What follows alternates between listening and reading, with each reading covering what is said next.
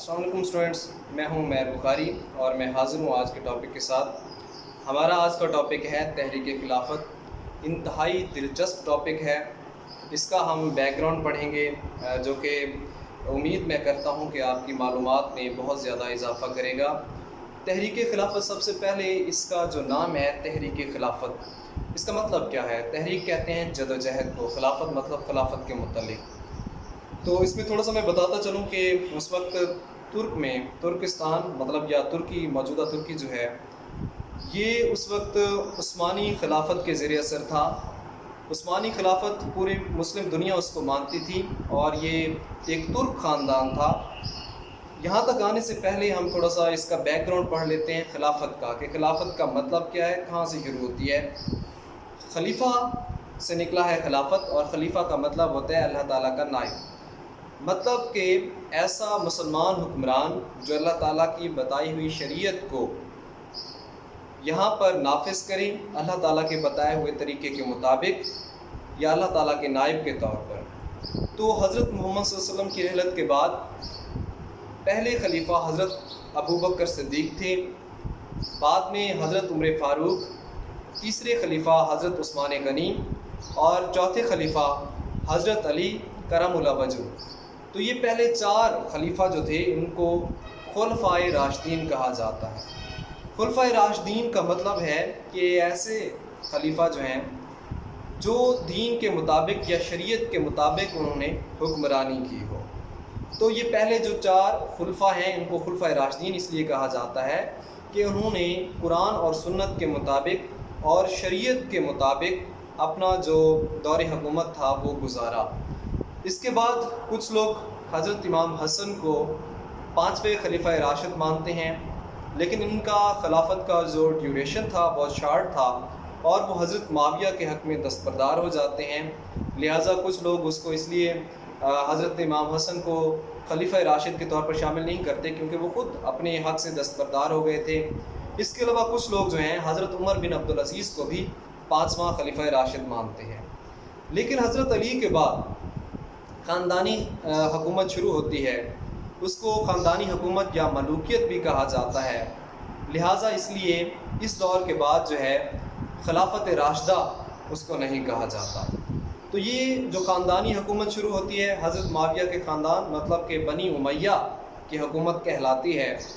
بنی امیہ کی حکومت میں بعد میں تھوڑا سا اپس اینڈ ڈاؤنس بھی آتے ہیں، اور خاص طور پر جو واقع کربلا، ان کی حکومت پہ ایک بہت بڑا دھبا تھا، جس میں نواسہ رسول کو یزید کے دور میں، یزید بن معاویہ کے دور میں شہید کیا گیا تھا۔ تو اس کے بعد ان کی خلافت وقتی طور پر ڈگمگا جاتی ہے، یا حکومت وقتی طور پر ڈگمگا جاتی ہے، لیکن بعد میں مروان بن حکم یہ دوبارہ بنی امیہ کی حکومت کو مستحکم کرتے ہیں شام کے اندر، اور پھر بعد میں ان کے بیٹے اور خاص طور پر ان کے پوتے جو ہیں ولید کے دور میں پوری اسلامی دنیا دوبارہ سے ان کے تسلط میں آ جاتی ہے، اور پھر یہ اپنی فوج اتنی ان کی طاقتور ہو جاتی ہے کہ مختلف علاقے یہ فتح کرنا شروع ہو جاتے ہیں۔ ولید ہی کی دور میں ہندوستان کا جو صوبہ تھا سندھ، یہ فتح ہوا تھا، اور اس کے ساتھ ساتھ اسپین بھی فتح ہوا تھا، جو کہ طارق بن زیاد نے فتح کیا تھا، وہ بھی ولید بن عبد الملک اور بن مروان کا دور تھا۔ تو ان کی حکومت چلتی ہے، کافی سال چلتی ہے، لیکن پھر بنی عباس کی حکومت آ جاتی ہے۔ حضرت عباس کی اولاد میں سے یہ حکومت ملتی ہے۔ تو یہ حکومت جو تھی تقریباً 500 سال بنی عباس کے پاس رہتی ہے۔ پھر منگول آتے ہیں اور ان کے آخری خلیفہ کو بغداد تباہ کرنے کے بعد شہید کر دیتے ہیں۔ تو ان کی 500 سالہ دور حکومت کا خاتمہ ہوتا ہے تقریباً 1260 میں، اور پھر یہ وہ دور ہے جب ترک قبائل جن کو منگولوں نے دھکیل دیا تھا، یہاں پر ہم کہہ سکتے ہیں کہ موجودہ ترکی کے اندر اس وقت اس کا نام تھا اناتولیا، تو وہاں پر یہ ترک قبائل جن کا اس وقت ایک سردار تھا ارطغرل، جس پر آج کل ایک ڈرامہ بھی بنایا گیا ہے، بعد میں ان کے بیٹے نے پورے ترکی میں اپنی آزاد حکومت کا اعلان کیا، اور وہاں پر ان کی حکومت شروع ہو جاتی ہے۔ بعد میں ان کی نسلوں نے اتنا زیادہ فتوحات کیں کہ آدھا یورپ ان کے قبضے میں آ چکا تھا، مصر تک مطلب کہ افریقہ تک ان کی حکومت تھی، اور ایشیا کا بھی بہت بڑا حصہ ان کی خلافت میں آ گیا۔ تو ان کی حکومت کو عثمانی خلافت یا آٹومن امپائر بھی کہا جاتا ہے۔ یہ کافی مطلب تقریباً 800 سال تک یہ مسلم دنیا کے بہت بڑے حصے پر حکمران رہتے ہیں۔ پھر اب آ جاتے ہیں موجودہ دور میں، جہاں پر یہ تحریک خلافت چلائی گئی۔ کیوں چلائی گئی؟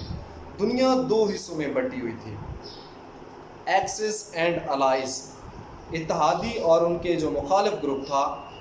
تو الائز میں روس، برطانیہ، فرانس، یہ اور بھی ممالک تھے، یہ اتحادی تھے۔